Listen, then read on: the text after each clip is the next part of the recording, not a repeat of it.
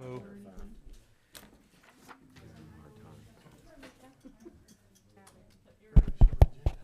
Yes. You got it. Don't Smash jinx the us. right button. I feel like I'm about to do a kickoff at a football game. Like, you good? You good?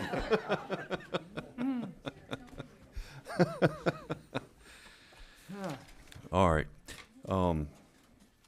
Good afternoon, everyone. I got 5 o'clock. I'm going to call this meeting to order.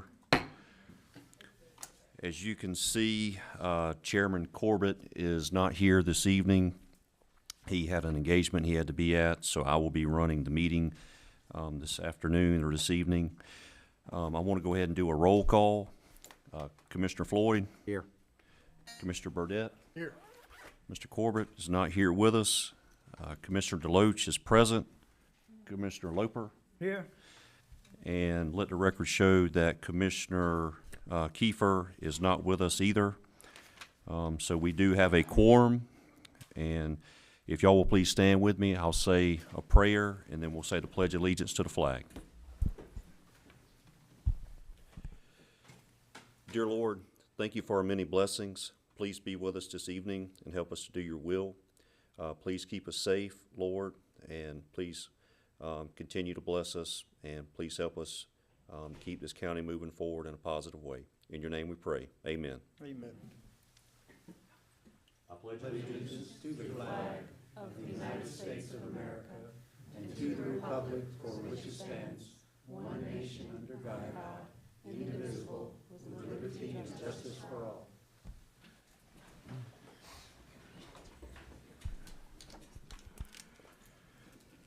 Next up on our agenda is our agenda approval. Do we have any changes or additions we need to make for our agenda? Yes, Mr. Chairman, we have a request from the applicant for items number 2 through 5 under unfinished business. These items are for the McGraley Company as agent for Charles Layton and the McGraley Company as agent for Richard Hall. So the public hearing for both of these items and the second readings have been requested to be postponed to December 6th. Okay, all right, very good. If there's no other questions or additions to the agenda, do I have a motion to approve? Make a motion to approve with the exception of 2, 3, 4, and 5 of old business. Second. Okay, I have a motion by Commissioner Loper, second by Commissioner Floyd. All those in favor, please signify by saying aye. Aye. Aye. Those opposed, like sign. Okay, we have an agenda. Moving on to our next item, the minutes. Consideration to approve the October 3rd, 2022 special work session minutes and the October 4th, 2022 regular meeting minutes. Mr. Chairman, that is an oversight typo. It should be consideration to approve the November 1st, 2022 regular meeting minutes. Okay. All right. So we are, and is it still special work session? No. No, okay. So we are only going to look at approving the minutes from the November 1st meeting. November 1st. Make a motion to approve the minutes of the November 1st meeting. Second. All right, got a motion and a second. All those in favor, please signify by saying aye. Aye. Those opposed, like sign. The minutes are approved. Our next item on the agenda is our public comments. Comments shall pertain to the agenda items only. Should you wish to make remarks, clearly state your full name into the microphone before commencing to speak. Correspondence, documents from this meeting are located in the clerk's office and on the Board of Commissioners website.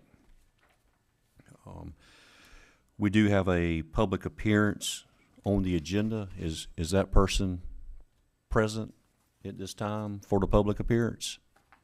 They are not? Okay, we'll move on and we'll come back to that. Let's go to unfinished business. Item number 1. This is the 2022-608 ordinance, second reading. Consideration to approve the second reading of an ordinance to amend Article 2 definitions, Article 5 uses permitted in districts, Section 5.6 R-3 multifamily residential, Section 5.8 R-6, Single-Family Residential, and Section 5.17 R-5, Single-Family Traditional Neighborhood Design Residential District of the Code of Ordinances. First reading was approved on 11/1/2022, and that was a mouthful. So this is not the public hearing, so we just need to see if there's any questions or comments from the board, and then we'll make a motion. Okay. Board members, do we have any concerns or questions from our previous discussion on this, since this is a second reading? Okay. Hearing none, I'll entertain a motion. Make a motion, we approve the second reading. Second. Have a motion by Commissioner Floyd, a second by Commissioner Burdette. All those in favor, please signify by saying aye. Aye. Those opposed, like sign. Motion carries unanimously. Items 2, 3, 4, and 5 have been postponed to the next meeting, first meeting in December. So we will now move on to. The appearance may have just, somebody just came in. Is he? Oh, okay. All right. We will move on to new business now. Item number 1. This is 2022-609 refund request. Consideration to approve a tax refund to Rex Allen Husband related to a property located at 213 Zittrow Road, map number 374A, parcel number 023. Everybody speaking on that? Miss Jennifer? That's me. Hi. Okay, so Mr. Husbands came in and he has requested to have a veteran's exemption placed on his property. Now, for homestead, you have to be living in the house as of January 1st. You have to qualify as of January 1st to be able to receive the exemption. Mr. Hubbard's did not receive his classification for the VA until February 1st, so he would not be eligible for the homestead exemption for the tax year of 2022. Now, he has sold the house for 2023, so he would not be eligible for the 2023 tax year either. So he no longer resides in the home? He does not. And he's asking to go back from 21 and 22. When did he get the exemption, or when did he actually, I guess, get his status? He received his status through the VA February 1st of 2022 was when he was rated at 100% disabled through the VA. When did he ever apply when he bought the property? When he purchased the property, he came in, he said he was denied access to file for homestead. So we didn't have his property transferred into his name at the time. Because? Sir? Because? We didn't have the deed. It hadn't been processed yet through the clerk's office. So we didn't have the deed yet to transfer it into his name. So it was newly purchased at that time. It was newly purchased at that time. So we asked him to come back, and he did not. We did not receive an additional application. We did send him an assessment notice for the 2021 and the 2022 tax year. So Mr. Husbands did come into our office in August, and he did show that we had not transferred the property into his name. So in August, we did transfer the property into his name. Now that was this August 2022, of tax year 2022. But he still would not have been qualified to receive that homestead exemption because of that January 1st valuation. He would not have been eligible for the disabled veteran. And we did, like I said, send him an assessment notice. We do now post all the assessment notices online. So 2021 and 2022, both the assessment notices were posted online to his account, and they were sent to him. It didn't have his name on it. It had the previous owner's name, but we were never notified that it was incorrect. Once we found the error, we did correct that. Did he relocate here in the county? Any idea? I'm not sure if he's still in the county. Is he here tonight? Is he here? I don't think so. I don't think So was the request just to refund the county taxes? Because we can't refund all the tax, I mean, we can't refund school board and IDA and other taxes. Question If two, I was fired- curious. Because, He's requesting, his request was to have the veterans exemption. It's a $101,000 exemption be placed on the property. So it's not a full tax rate, it's just that amount of the exemption. Yes. What would that equate to dollar-wise? We went through without the exemption, his tax bill would be $4,978.53. With the exemption, it'd be $2,095.94. It's about almost 3,000 Now, that's full, that's, for the full $100,000. so the 3,000 is what we would be refunding. yes, it would be, that's school, county, that's And that's everything. for 21 and 22. That would have just been for the 22. I did not calculate Okay. the 21. Okay. But he has just asked for 22. He asked for 22 and 21. He asked for both those years. Our office is recommending that we deny it based on the fact that he did not meet the qualifications in the statute. He did not qualify for the exemption as of January 1st. He was rated after that January 1st deadline. I wish he was here. I'd like to know, I know the government's slow and how long it takes to process disability claims and things of that nature, to have more details there. Now, the law, Has sold it and gone. But if he's 100% disabled, I mean, he may have transportation issues. Well, It You know, also may not says be able in to get here. the literature that he just couldn't find his deed. yeah, I don't understand why it wasn't recorded. He At said he- closing, it Well- typically in a real estate transaction, once you, at closing, get the deed immediately, doesn't it go to the clerk's office and get recorded? Happens pretty So quick. that would be on the clerk's office, I Well, guess? sometimes that we don't, it's electronically sent to our office, so sometimes there's a miscommunication in between. Sometimes we don't get all of the deeds that come through. We get the majority of them, but there are times when we've missed them from coming through. Well, guys, I'll give y'all my opinion here real quick. You know, I want to help our military folks out, and I think if he was given the classification of being 100% disabled on February 1st, I think it'd be pretty safe to say he was fully disabled in 2021.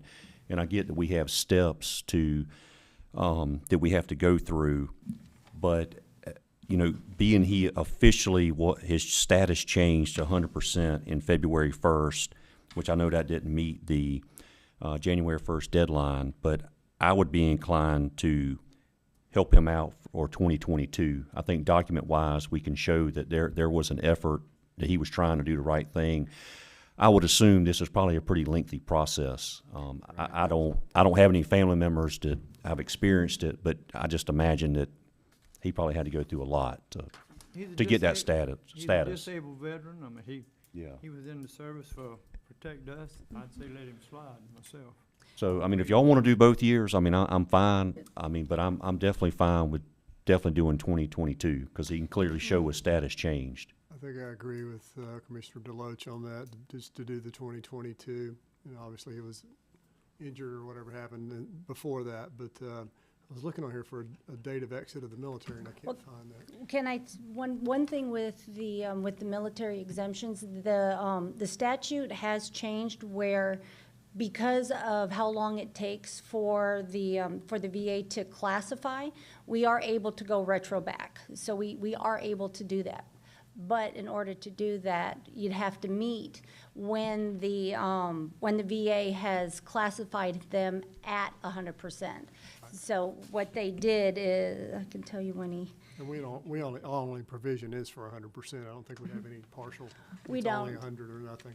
it's actually, you have to be 100%, you have to be rated at 100%, or you have to be considered 100% unemployable. So there are 3 different avenues that you would be able to take with that. But they tried to address that because of the lengthy process of the VA with that. Yes, ma'am. Okay.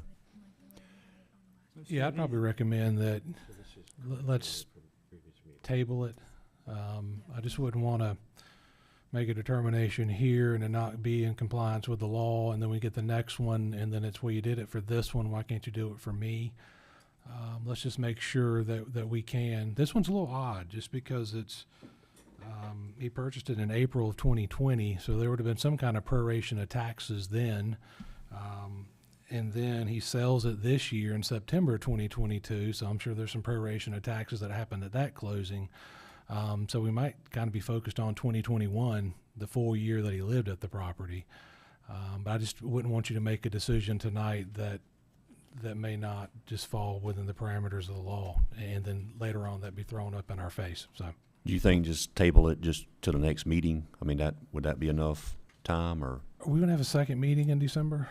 Nope. I don't, No, Let's do it to the 1st of January. I mean, he's moved out of the property, so I mean, if you're gonna award the money, it's okay. wherever he's at, it's gonna go to him, so. Sounds Okay. good to me. Yeah, it's a good All right, point. do you have a motion to table this to the first meeting in January? Make a motion to table this item to the first meeting in January. Second. Got a motion by Commissioner Floyd, to table this first meeting in January, second by Commissioner Burdette. All those in favor, please signify by saying aye. Aye. Those opposed, like sign.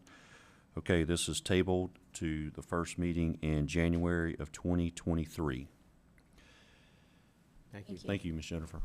Thank you. Just want to ask one more time, it is 5:17. Do we have our 5:15 public appearance present? Okay, all right, they are, just let the record show that Ms. Kelsey Glasgow is not present to discuss Keller Road. She was on the agenda for an appearance at 5:15. Okay, so we are moving on to our next item on the agenda. Item number 2, a new business. 2022-610 task order. Consideration to approve task order 23-REQ-007 with Hussey Gay Bell for the Clarence E. Morgan Gymnasium expansion design and construction management. Good evening, Allison Bruton, purchasing agent. Staff did send an RFP to the IDC consultants, 9 of them to be exact, for the expansion of the CEM gym.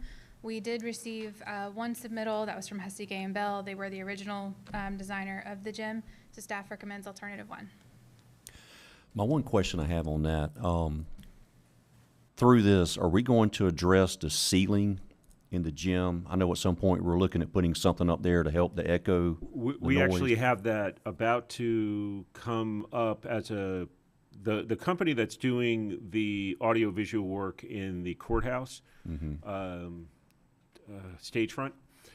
We had them do a review of what's going to be required for the sound dampening. So they did all the tests and everything on that. They've come back to us with a proposal where we've asked them to kind of see if we can phase this in. Try one step, and if that doesn't work, do the second part, just because I think it was expensive. But we should have that next meeting, maybe, or I could try, yeah. okay, we should have that. So it'll be separate. So that will get done first. We Well, won't that's, have to wait for. But that's a this great contract. update. I'm coaching both of my boys in basketball, so I've been getting a few questions about that. So, I actually had a conversation with Ryan Sanders about it today as well. okay, all right, good deal.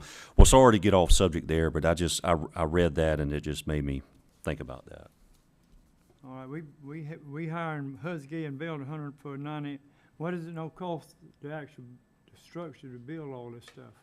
Do we have any idea what it's no cost? No, the original gym was it 4.5 million, somewhere Right around around there, 4 or 5. there? Yeah, 4.5 million. Obviously, we've got some increase in cost, but this is not as much square footage, and it We really won't know that until they get done with the design, correct? So as they get closer to the design, they'll be able to kind of give us estimates of where they think this is going to end up. Okay. Are there any other questions or concerns about the design contract for Hussey Gay Bell with the Clarence E. Morgan Gym expansion? Hearing none, I'll entertain a motion. Make a motion to approve. Second. Got a motion by Commissioner Loper, got a second by Commissioner Floyd. All those in favor, please signify by saying aye. Aye. All those opposed, like sign. Motion carries unanimously. Moving on to item number 3 for new business. Consideration to approve Task Order 23-REQ-008 with Hussey Gay Bell for the historic Central School renovation / restoration design and construction management. Ms. Allison? Yes, sir. So this was also sent to 9 consultants through the IDC listing. Again, Hussey Gay and Bell was the only submittal. Staff did review their proposal and recommends alternative 1, which is award to Hussey Gay and Bell. Okay, are there any questions or concerns from the board? To put it out to 9 people and 1 person. Yes. You've probably noticed that the last few that we've sent to the IDC listing, there's only been 1 or 2 submittals. You think we should start But- looking at our IDC listing and, Well, I think the issue has to do with the rates. We locked in on these IDC rates I say, a few years ago, and so what they're really doing is giving us the scope that they feel, how many hours that they feel this is going to take, and so I think some of them have upped their rates since with all their other customers, and so. Knowing that we've negotiated these rates a few years ago, that's why we feel comfortable, even though there was only 1 bidder. I would still feel better if we had some competitive bidding on this. We could Well, do- and we're going to put up when the IDCs come up again, we will, we're going to either discuss, well, we're going to have to adjust the rates. They're going to have to come back to us with rate adjustments. Either that or potentially adding more candidates. There's a lot of them in the pool, but because of the lower rate structure and the amount of how busy they all are, When they've does it kind come of back bypassed up, us. Tim? What's that? When does it come back up to redo it? This April. April? The Okay. renewal will be in April. All right. But I will say on a couple of these, one of the firms did contact us and say that they would like to, but they're having staffing issues as I well. see. And it's not a and question of being quality. busy, Hussey right. Gay Bell they Yeah. do a fantastic job, but it's still just, I think Is it's our this just for civic the, duty to I'm make sure sorry, it's a balance there. is this just for is this for the entire, is it just the gym? Or No. is it the, No, this is entire the non. building. This is everything but the gym. There's some small areas in the gym with regards to, like, I think the bathrooms and locker rooms that are part of this. But this is for for the items in the facilities plan, which was I believe elections, the parking lot, okay, I got you. storage, and facilities, and a few others.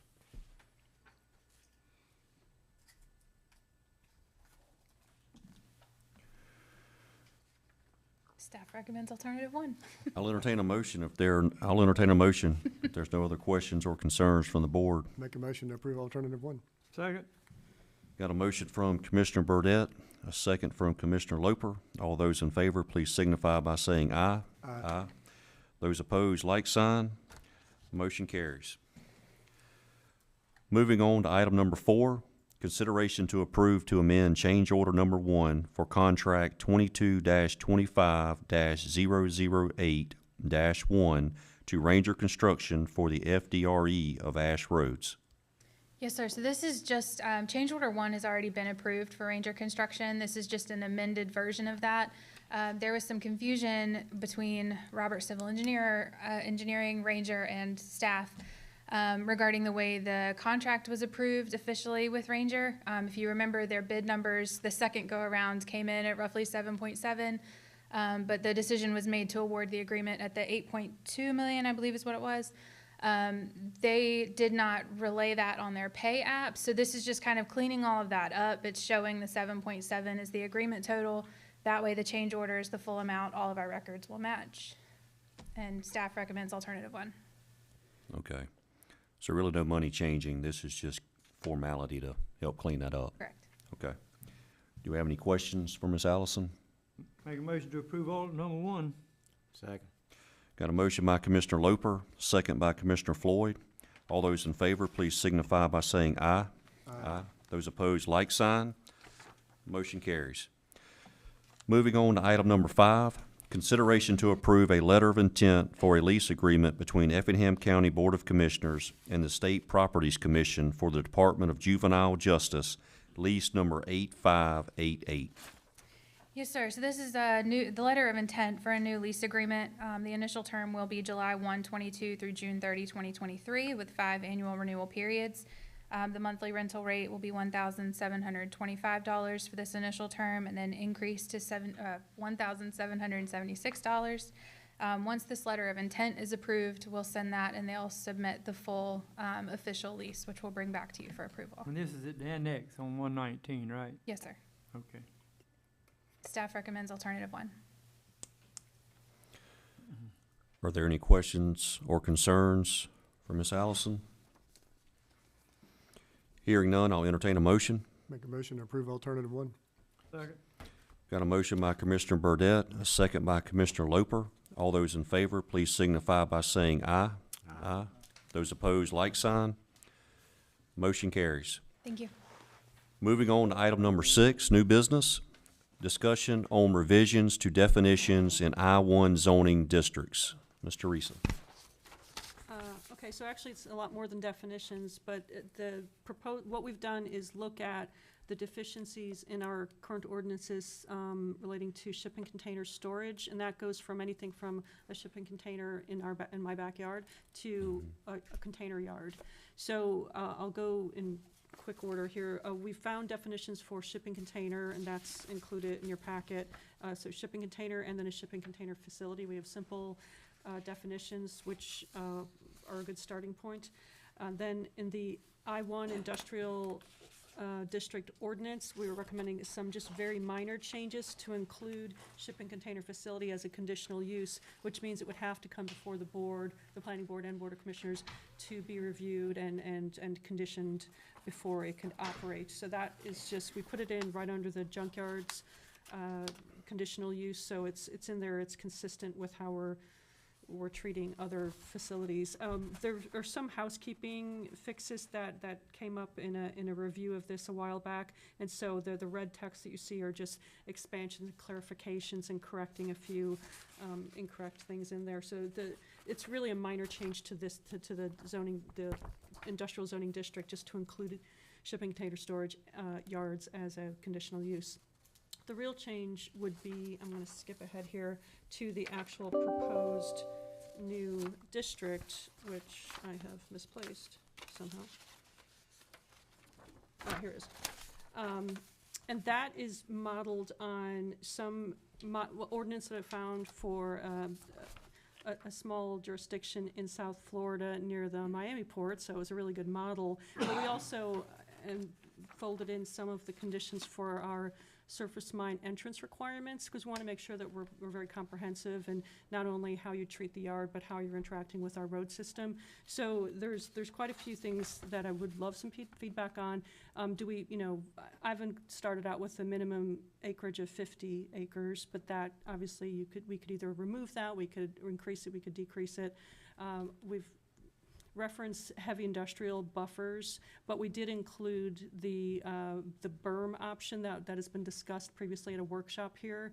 So I included that language because that seems to be, what the applicants are wanting anyway. And as far as stacking goes, we can start with 2 and see, do you want to go higher than that? Are we going to have a demand? We really haven't had an application come through the full process to find out what the demand is. So we really don't know what the demand is, but we could start with 2 and go from there. Hours of operation, we started with Monday through Saturday, daylight hours only. Again, that's something we can tweak if we need to. Another thing, we would require a traffic impact study. We would, also note that they are subject to the designated truck route ordinance, and that properties, and that proposed facilities should have frontage on a paved road built to county or GDOT standards. And this is, we don't want these going in on substandard roads to make them even worse, or even worse on paved roads. And so, as I said, I then folded in some of the conditions from the, that we currently have on the books for surface mine for the entrance requirements, and just refine them to meet what we expect this to be.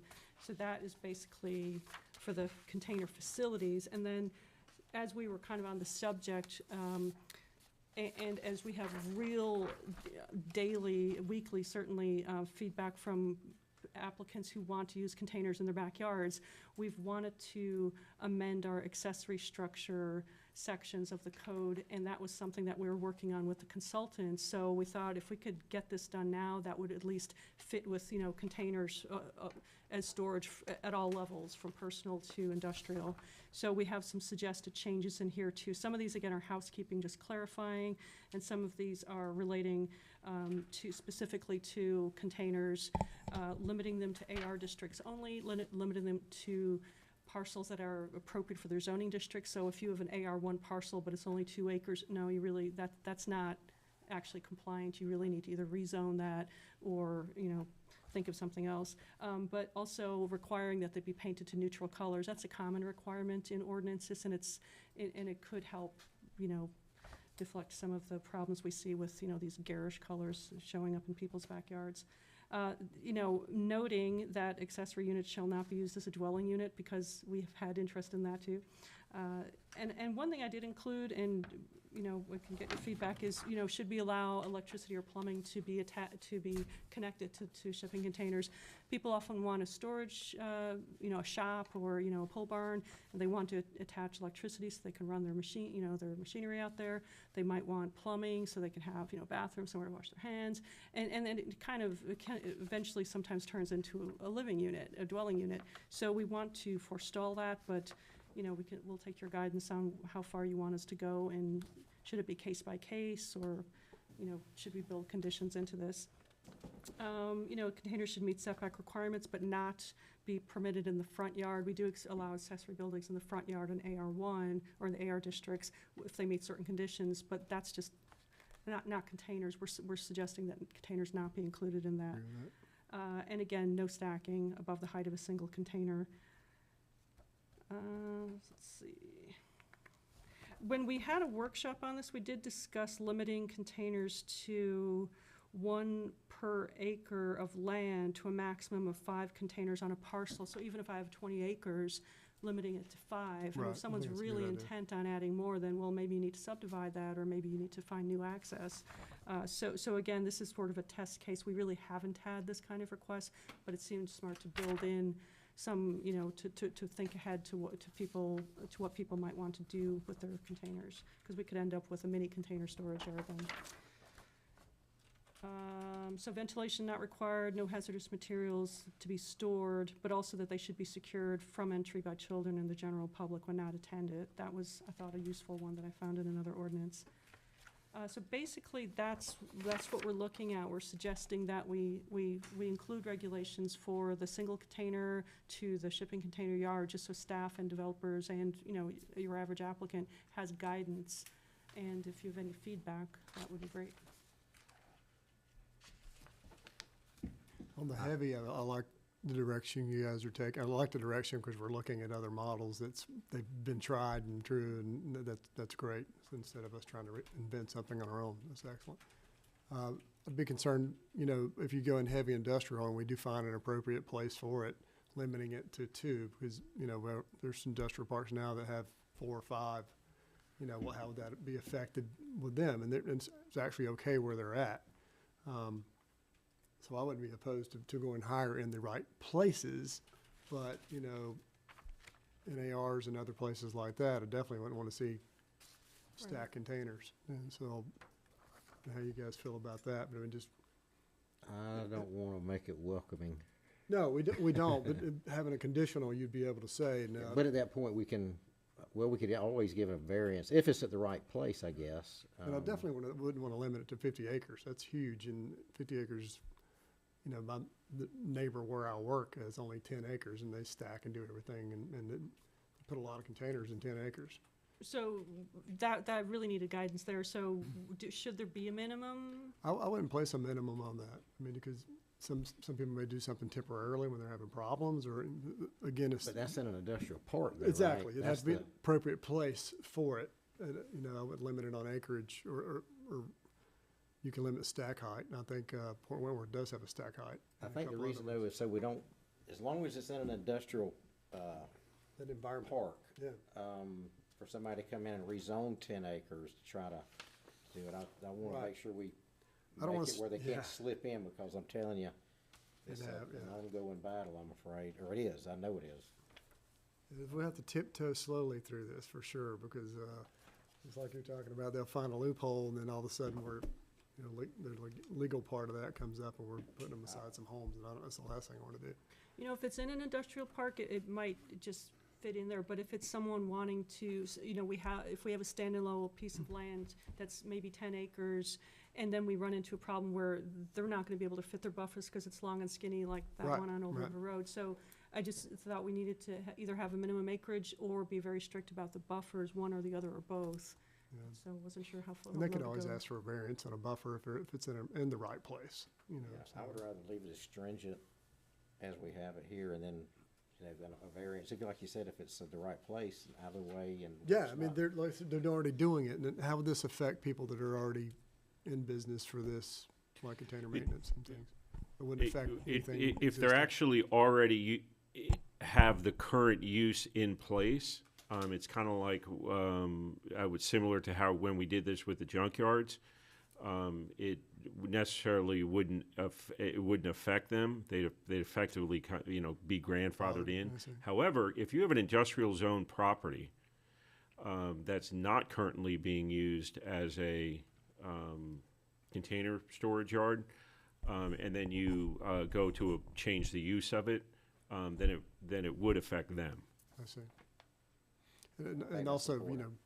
know, yeah, but, you know, we also, the county owns a lot of property out on Old Augusta that might be a good spot, which is a large amount of acreage in the future. You know, just thinking out 10 years down the line, you know, it may be an appropriate place. We're gonna be 4-laning that road on Old Augusta, so I don't wanna limit it so much where we've gotta change the rules for the IDA to be able to operate something like that out there, so.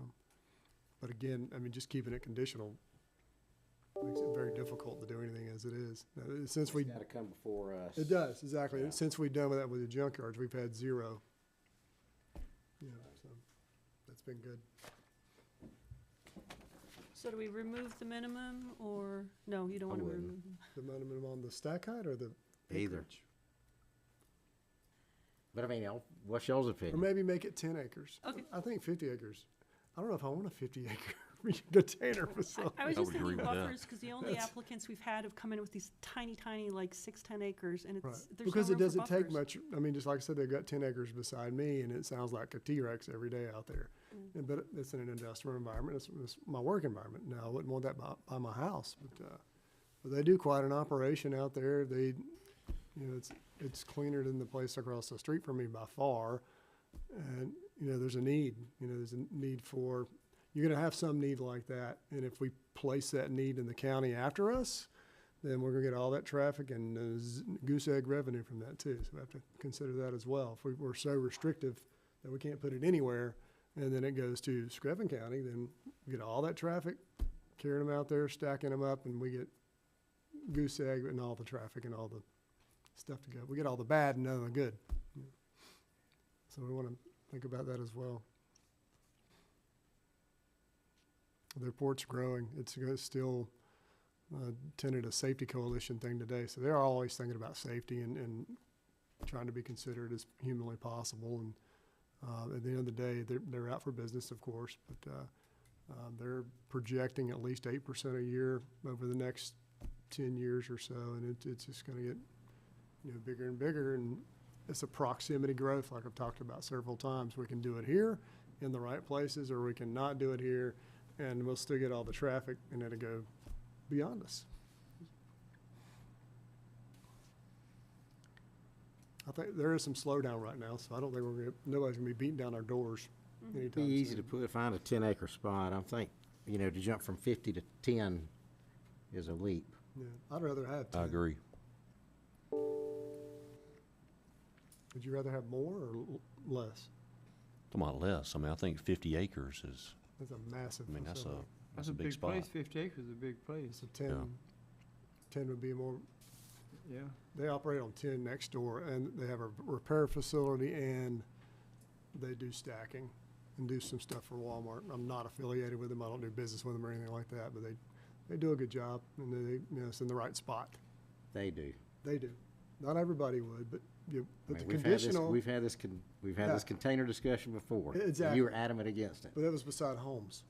That was a whole But different world. there's this, again, we don't go down. And even that, And there's that was a different- 100-acre tract, Yeah, but they're only doing 30, I think, or 20 or 30. They were gonna whatever. do. It was a huge piece of land. It was. It was gonna Um, be an undertaking for sure. But, that was beside a neighborhood. So this, we're in an industrial park now. And I just wanna keep that open because we do have, the IDA with a large tract out there that I don't wanna hamstring them in this process. In Grandview, Grandview. that's in the city of Rankin, this wouldn't apply. Oh, wouldn't? Okay. So they'd be on their own for that. That's right. Did they annex in or was that already there? They Yeah, they annexed it. annexed in, that's right. Okay. There any other questions or comments from the board? I would like to see, if we do the 10 and we limit stacking, what the buffers stick and maybe proximity to public roads. We could get away from that altogether if you wanted to keep it like if somebody wanted to come in and do that in the Omnitrax area. It couldn't be adjacent to Hodgeville where there's people all, in homes, but it would have to be centrally located somewhere within the park. So you'd have some buffer like that. Is that a possibility or? And use the parkway. I think, mean, I'm it's a- Yeah. confused, because we're talking about containers in a park, the rules are gonna be different versus somebody rezoning 10 acres. Because in the park, the Well- buffers don't apply, they don't have a. No, they don't, but we're still limiting it within a park at this point. Even Yeah. if you go to a park, this would be, you still have to come before the board, and I would want that too.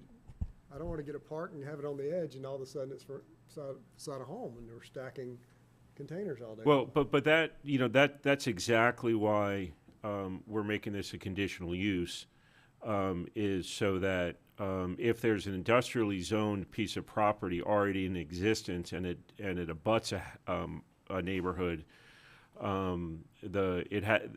this has to go in front of the board, and the board has to determine whether this is an appropriate use in that industrial zone, even though it's already zoned. So, the whole point, I guess, really is to put, every time one of these proposals comes in, it has to come in front of this board to determine the appropriateness of, of the area, whether or not you want to put additional requirements on it. Under conditional uses, you can. So it when it comes in front of the board, then they would have the options to either just simply say, no, this is not a good spot for it, or yes, if you give it more buffer on, this borderline here, and that sort of thing. I mean, So as long as each of them come before us as a conditional use, Yeah. it doesn't That's matter if it's right. 10 acres or 50 acres. Totally on board with I that. don't We like should it. have control over it. Yes. Right. Another question on the individual people that just want one container. Will that require them to have to get a permit first, or can they just put it out there? We're suggesting that it be on slab, which would, generally speaking, if it's 200 square feet or more, it would require a permit. I'm sorry, wait, So they'd have to do a slab to put a container out there? a slab requires a inspection? Slab does not require a permit. It is recommended as a single inspection if something's going on there later, but no, it's not. I wouldn't be a fan of a slab. You're talking about something more permanent that could just be temporary, and then they got a slab there. I wouldn't be a fan of that for an Yeah, I individual. don't think you need a slab either. No, I mean, if I wanted to go out and put a place for a four-wheeler and some storage, and if I wanna go hunting, I don't wanna pour a slab and then Then they move it, then they you got a move it, and you slab. already, you got a slab sitting there, so maybe you can build up dirt and put them there for storage. I've seen a lot of people do that, and I wouldn't wanna rob them of that. I think they got enough land and they put it in the backyard and let them do it. I like the thing we talked about before with the 5 limiting, even if you got a lot. I mean, how many do you need? But, you know, Do we limit any number of stacking, or do we just, as it comes up as the use, we just make that determination then? I'd like to do some research on that part to see what, the capabilities are and what their people would wanna do. And, I mean, to be honest with you, I just wanna We get could some more vote on knowledge that. on that. What'd you say? I'm sorry. I say we could decide if they needed, if we could stack 2 of them up or just have I them could just single. fall under the conditional at the time, we could figure We out could- for the yeah. Yeah, application. that would be, I think that would be That's good, right. because, I mean, if you buy, say somebody had to go buy industrial land, it's $300,000 an acre, and they can only stack 2, and they're in an industrial park, it's not even, they wouldn't be able to do it. It would be Good. cost, I mean, yeah, good. I mean, there's a place for things. I mean, I'm not, I don't wanna be totally anti-industrial, I but, just know we need to move forward with this before. you're right, Just wanna make sure we are buttoned up to where we don't get to where, well, your code says this, and yes, it's conditional, when we've met everything and we're in a legal battle. Can we approve it with the changes then? It's not, we don't vote on it tonight Yeah, anyway. it's just It was just discussion. input. Okay. Oh, we don't? No, Daggone. It's just discussion. No, this is for a vote. Oh, it is for. Wait, no, it isn't? Oh. No, it just Oh, I'm says sorry. discussion. it said provide input to staff. Yes, Okay, am I wrong? Yes, yes, there's discussion. But I would like to get some more information on this, because I don't really know how Okay. what's safe, how tall it is, or, Okay, I meant for this one to be on this agenda. but I and the will truck check one to into be it. on So the next I'll agenda. get some data I for would next. wanna get this on the books soon. Yeah. Now, could we go ahead and get it conditional and then work on the other stuff later? Is that a possibility? Well, This is the, ordinance So you wanna that- do the right whole- after this, there's a moratorium, right? Okay. The next thing on the agenda is a moratorium on industrial. Okay. And because it's not just this, at the next meeting, we're also gonna be discussing, the surface mine, Yes, sir. stuff. So, the thought was to restrict this, was to get this right, get this into at least first reading at the December meeting, second reading in January, and then, once you have second reading, the moratorium goes away. It goes away, and we got something in place. That'd be great. That's great, yeah. That's I like it. great thinking. Thank you. And, I mean, the moratorium will take care of it, but anytime we've had a serious query, we've told them they have to go through the sketch plan process, which is all we could do, but it allowed us to add conditions to where they went away, and that's not what we were trying to do, but they came in with really small acreage that did not even permit buffers, so Oh, wow, we yeah. sent the message that wasn't gonna work. Yeah. So were you getting stuff that wasn't even, that was butted up to like an AR or something, or, Yeah. oh, I see, yeah. Yeah, we don't wanna go down that road unless it's gonna go that way completely. I love what you guys are doing in the zoning. It's great. We're proactive. We're getting ahead of some things we've been behind on. Are we good on discussion on this topic for now? Are we good? Yes, sir. Okay. I'll get some data on the stacking and relay that to you. All right, good discussion on item number 6. Moving along to our next item, number 7 of new business. Consideration to approve resolution 022-051 to approve a moratorium on rezoning for I-1 industrial development for a period of 50 days. And that's Okay, to get this. so, buttoned this up. is, as I described, essentially, we've got potentially 2 amendments coming into the industrial zoning. This doesn't affect anything that's already started. Like we're gonna have second reading on, I think the McGrady one, this wouldn't affect that. But this basically hits the pause button, while we get the, container storage and the surface mine, stuff worked out, which we imagine will get done first meeting, hopefully get the second readings done, first meeting in January. We're gonna do any kind of workshop for this, or we're just gonna kind of work it out as we go? Because I know we I thi- talked about doing I thi- I AR think- conditional for surface mines and really get them out of I-1, because they Correct, typically. and so we've got, are we discussing surface mines tonight? Okay. We can, I mean. Okay, I mean, I can bring that up really quick. You know, we've got kind of a presentation on surface mines and the challenges we've dealt with. And we listened to the feedback that we had on the last meeting with regards to surface mines. And our goal is to essentially kind of split them in two. If it's a surface mine, 10 acres or less, you can make, it's essentially you're digging a pond.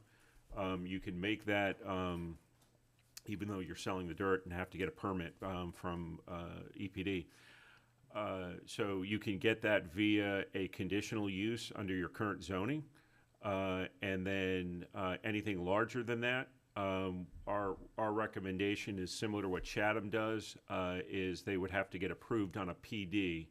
And the reason we like the PD better than the industrial is it's basically a joint agreement between the two of them. So if our restrictions are a little bit tighter than the state, than the EPD requires, they've agreed to them as a condition of rezoning in the PD.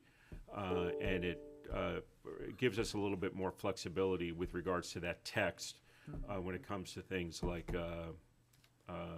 you know, reclamation and that sort of thing. Because one of the things we realized, a few things we realized, is that EPD, from our understanding, has 3 people to monitor these things in the entire state of Georgia.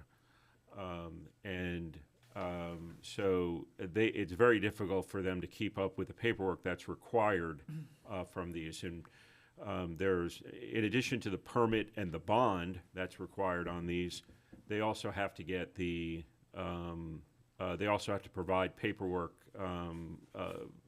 status paperwork every year. And our understanding is EPD has not been keeping up with that. And once these are inactive for more than 18 months, the permit is voided, and then it has to go to the reclamation process, which is, we think, is the reason why you've got so many active permits in the county for mines that have not been touched in years, is because had the paperwork been sent in, they realized there's no activity on it for 18 months, it would have initiated the reclamation process and it would have had to have been closed out. And so our goal is to say, not only do you have to submit that paperwork to EPD, you have to submit copies to us just annually, just a copy to us, so that we know that you're moving forward. Because we don't like, and I know you all have mentioned this, you don't like these little islands of industrial in the middle of rural, but they stay that way until the mine is until the surface mine is closed out. And so this would speed up that process of getting these things properly closed out as required by state law. So that's kind of what we're going to encompass in our surface mine discussion. We think it makes it a little bit more flexible for the smaller folks, and it makes it allows us to put the necessary protections in for the larger locations for surface mines. Well, that sounds good. I know we talked about this. We worked some stuff out, and then it kind of went out the window last meeting we had. But, you know, we talked about putting them on state roads. We talked about putting them on truck routes, and then, you know, it got kind of heated in here for whatever reason. But property rights, property right man over here.